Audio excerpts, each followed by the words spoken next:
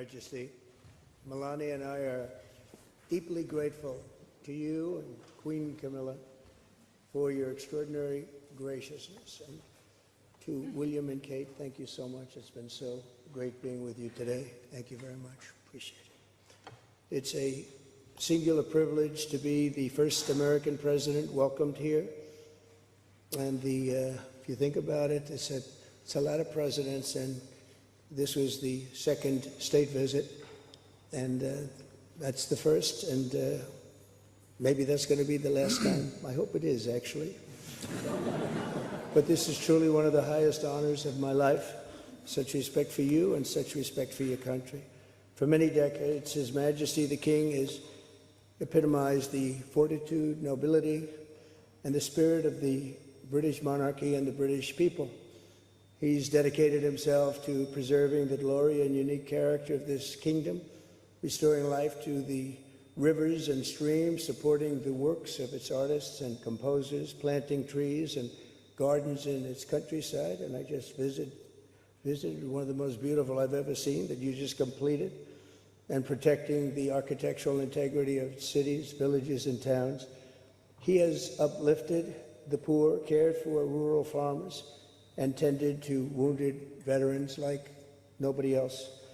I'll tell you that I just stood in line and shook about 150 hands, and the King knew every single person and every single company, and some of them had bad names like XYZ-Q3, and he knew every one of them, or at least I think he did, because nobody was complaining. I was very impressed with that. But I just want to say that His Majesty has also raised a remarkable son in His Royal Highness, Prince of Wales. Really amazing. We've gotten to know you, and I think you're going to have an unbelievable success in the future. Melania and I are delighted to visit again with Prince William and to see Her Royal Highness, Princess Catherine, so radiant and so healthy, so beautiful. It's really a great honor. Thank you. Many years ago, His Majesty opened his archives to a biographer. Among the documents was a letter from 1993 in which he described the patriotism and guided his many projects. He wrote that he was, quote, entirely motivated by a desperate desire to put the great back into Great Britain. In the finest tradition of British sovereigns, he has given his whole heart, everything he's got, to those parts of Britain that are beyond the realm of mere legislation. It's not easy, but which define its essence and its virtue, its harmony and its soul. It's an amazing calling, and there's nobody that's answered that calling like you have. A fifth of all of humanity speaks, writes, thinks, and prays in the language born on these isles and perfected in the pages of Shakespeare and Dickens and Tolkien, Lewis, Orwell, and Kipling. Incredible people, unbelievable people like we have rarely seen before, probably won't see again. The lion-hearted people of this kingdom defeated Napoleon, unleashed the Industrial Revolution, destroyed slavery, and defended civilization in the darkest days of fascism and communism. The British gave the world the Magna Carta, the modern parliament, and Francis Bacon's scientific method. They gave us the works of Locke, and Hobbes, Smith, and Burke, Newton, and Blackstone. The legal, intellectual, cultural, and political traditions of this kingdom have been among the highest achievements of mankind. There's really never been anything like it. The British Empire laid the foundations of law, liberty, free speech, and individual rights virtually everywhere the Union Jack has ever flown, including a place called America.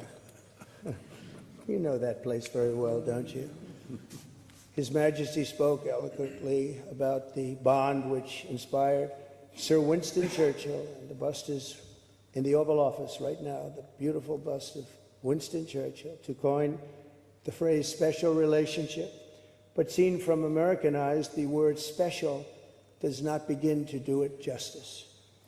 We're joined by history and fate, and by love and language, and by transcendent ties of culture, tradition, ancestry, and destiny. We're like two notes in one chord, or two verses of the same poem, each beautiful on its own, but really meant to be played together. The bond of kinship and identity between America and the United Kingdom is priceless and eternal.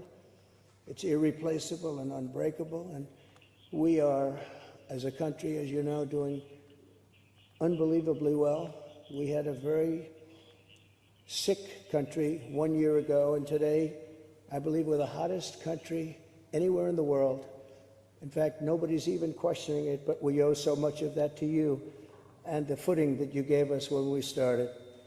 Together, we've done more good for humanity than any two countries in all of history. Together, we must defend the exceptional heritage that makes us who we are, and we must continue to stand for the values and the people of the English-speaking world, and we do indeed stand for that. On behalf of all Americans, I offer a toast to one of the great friendships, to two great countries, and to His Majesty, King Charles III, a very, very special man, and also a very, very special queen. Thank you very much. Thank you. Thank you very much. It's a great honor to be with you.